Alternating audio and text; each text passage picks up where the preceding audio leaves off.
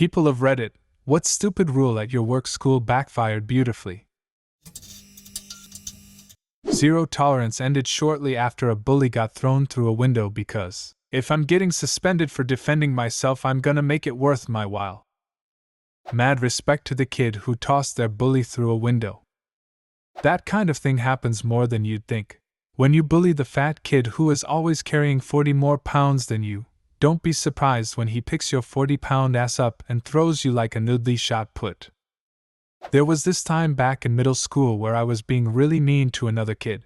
In 4th grade, he already stood taller than most of the teachers. This kid was a giant. Meanwhile, I was probably under 5 feet tall. Let me tell you, that 12-year-old kid chucked me into a crowd of 2nd graders and I fucking flew. I absolutely deserved it, and I'm glad he knocked some sense into me. Back in 2014, our HR made a rule people couldn't go to other buildings. We had 3 buildings within a block of each other. All 3 had shipping areas and the warehouse employees had to go to each building to work. We were told to stay at one building. I mentioned we ship out of all 3, who is going to do the work? The genius said, oh, it'll be taken care of. Next day, $500,000 shipment didn't go out. The following day we have a meeting. Why didn't you ship this? 2 days ago we were told to stay in our building and someone would take care of it. The rule was quickly changed. Okay, but why didn't they want people to go to other buildings?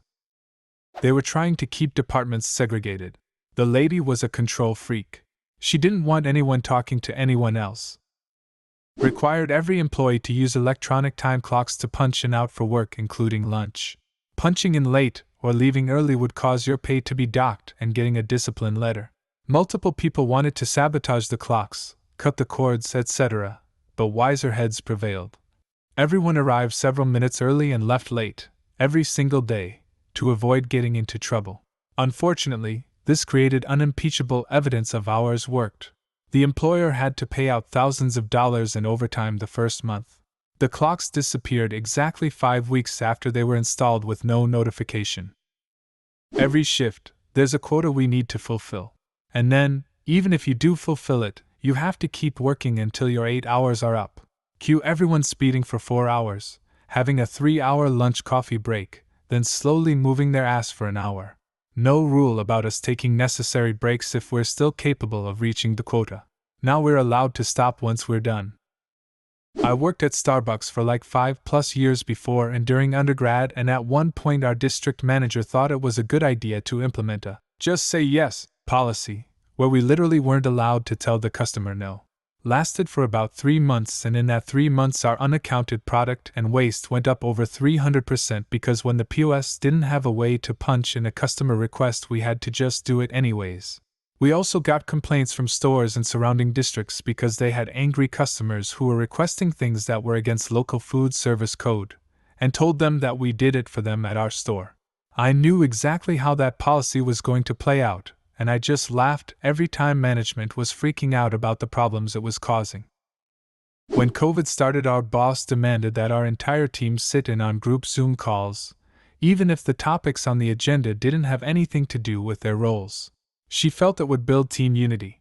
Productivity dropped, negative Google reviews came in, staff became more stressed.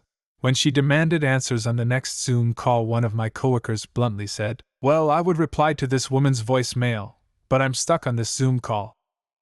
After a round of needless layoffs at my old company, one of the C-level people had us on a call asking why things weren't getting done. One of my coworkers said, I think the person who would have done that particular job no longer works here." The bottom floor of my secondary school was a square that had corridor all the way around.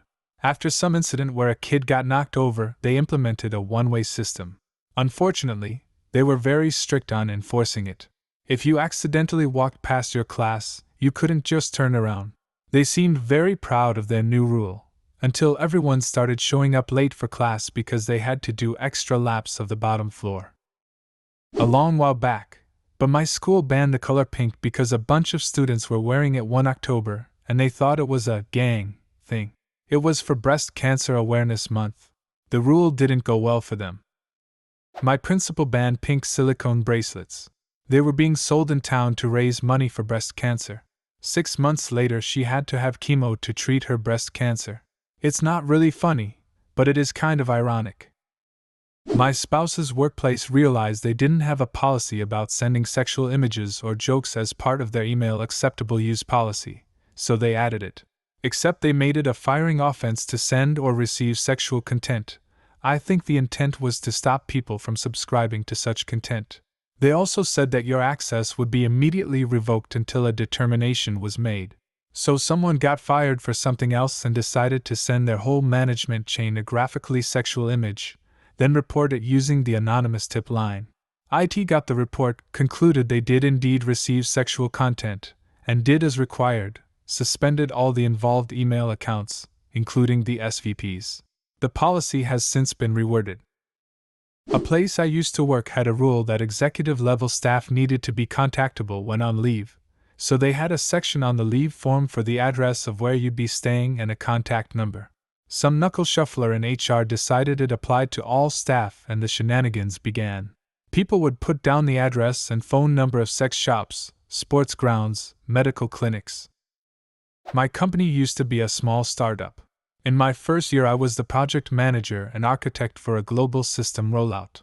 I put in my vacation days for Burning Man 6 months out, in February, and my PTO was approved. Then a few months later, June, my boss, who had been head of the IT department, got a new boss, new head of IT.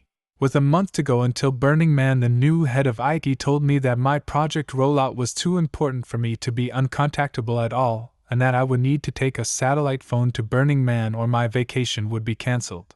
We were still 3 months from go live, but he decided that we were at a critical moment that I had to be available for. However, either my boss or the new head of IT wanted to carry out the daily $18-minute satellite phone calls with me, probably because they knew it was violating some labor law. So they got one of the guys in the London office to call me in the Black Rock Desert each day. I said I wouldn't take the calls before 1 p.m., which was 9 p.m. for our man in London. Every day he called, he had had a few beers, and didn't give a shit about project updates. He just wanted to know what parties I'd been to and what art I'd seen. My high school principal was known for sending girls home to change if their bra straps were showing. In my sophomore year, he tried to send one of my classmates home, but she was like, "Nah, I've got a change of clothes, no need to send me home." So she went to the bathroom, took her bra off, and made a show of putting it in her locker. The principal was pissed, but couldn't do anything about it since she technically was following the dress code. It became a thing. Like hundreds of high school girls removing their bra at school or just showing up braless as a big fuck you to the principal. Couldn't buy drinks at lunch with cash money, had to buy some voucher. They were just cheaply made laminated pieces of paper. This was 2001, I was 13 and bored. Scanned the vouchers and printed them out on paper that kinda matched the color of the vouchers. And laminated them myself. They were horrible made and not even the right color on the backside. Also crudely cut out. I made about 100 of them, passed them out after I tried paying with them for myself and encountered no problems. Made some new friends and upped production. Took them about 3 weeks to find out, but by then the fakes ones had intermingled with the real ones and had already been resold to students via the student office. About half of the vouchers sold were fakes. Drinks were cash only from then on. They had no choice to accept the fakes one for a little while longer though, as they had sold and charged for some of them. To make moving between classes more efficient, they had designated up and down stairways. But they didn't take into account that the stairs were located at the ends of the very long corridors, which meant it was impossible to get to your next class on time. Because of this, no one bothered trying to get to class on time and just blamed the stairway rule. Not really a rule, but a change in policy. I used to work for a major beer distributor as a delivery driver. They decided to start using less glue in the packaging to save money. We're talking a few cents per package. As a result, breakage during distribution increased drastically, causing them to eat a lot more damaged product. It caused such a large loss in profit that they quickly changed course. Students used to smoke in the toilets. So headmaster decided to lock all male toilets except one, 5 places in one.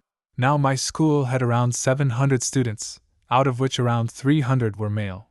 Everyone realized that it became impossible to go to the toilet quickly. Result? Some guys went in one and pissed defecated in all trash cans. A lot. No one found them, but all the other toilets opened up immediately. No more swipe cards to get in the building. From now on, it's going to be fingerprint sensors. That was 2 weeks before COVID-19 happened. Do you have a similar story? Leave a comment and subscribe to the channel if you want to see more videos like this one.